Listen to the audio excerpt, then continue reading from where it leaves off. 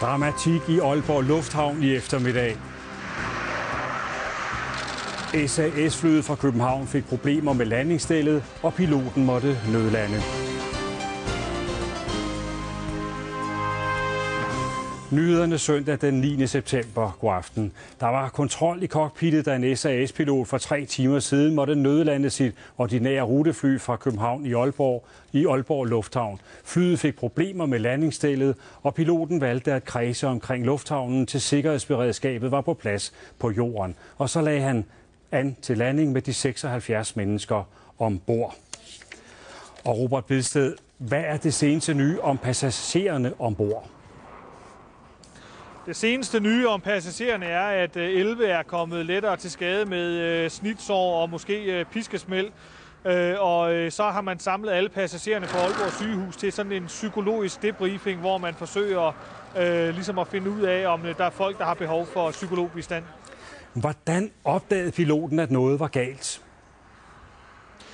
Det er sådan, at før man lander, så gennemgår man en række tjek, og på vej under anflyvningen til Aalborg Lufthavn, så får piloten op i cockpittet en indikation på, at landingsstellet ikke virker korrekt.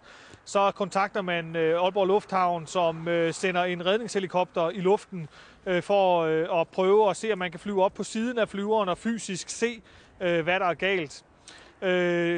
De kan konstatere, at landingsstellet ikke virker ordentligt, og så flyver man rundt i cirka 3 kvarter for at bruge den smule brændstof, man har ombord, og så med cirka 900 pund brændstof, hvilket er det, man betragter som værende sikkert, så går piloten så ind til nødlanding.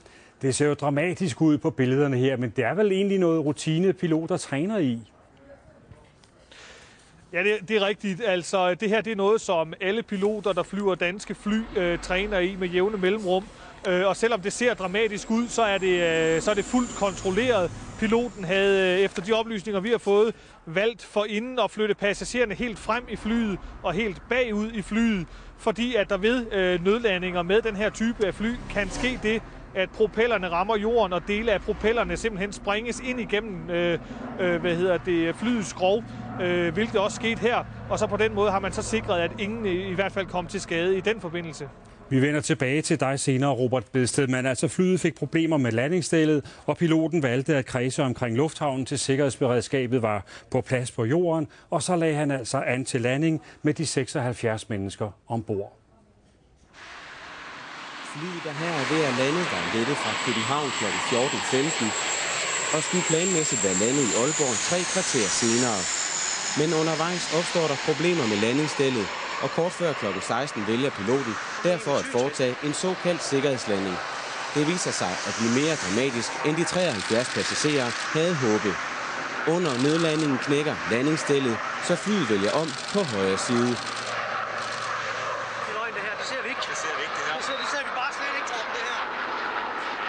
Den højre motor bryder i brand. Brandvæsen og ambulancer er på stedet med det samme. Da flyet drejer ned og brød i brand, der bliver der omgående lagt skum ud, og jeg kunne se i samme øjeblik, at flyet holdt stille. Der påbegyndtes evakueringen, og folk kom meget, meget hurtigt ud fra flyet. Det vi har fået nogle meldinger om, det er, at en propel er gået ind igennem flyet. Heldigvis sad der ikke nogen passagerer derinde, men flyet var evakueret, jeg vil tro, på under 5 minutter. Ingen kom alvorligt til skade ved ulykken, men 11 personer er sendt på skadestuen med mindre skader og snit. Det er jo en voldsom hændelse, de har været udsat for, og vi er jo berørt alle sammen, og det skal der også være plads til. De viser omsorg for hinanden. Vi har valgt at isolere dem i første omgang. Vi ved også, at der er pårørende, der gerne vil vise kærlighed over for dem. Men vi bliver nødt til lige at håndtere dem, der har været med fly i første omgang. Men chokerende oplevelse, men der er personale, der er klar til at tage sig af dem.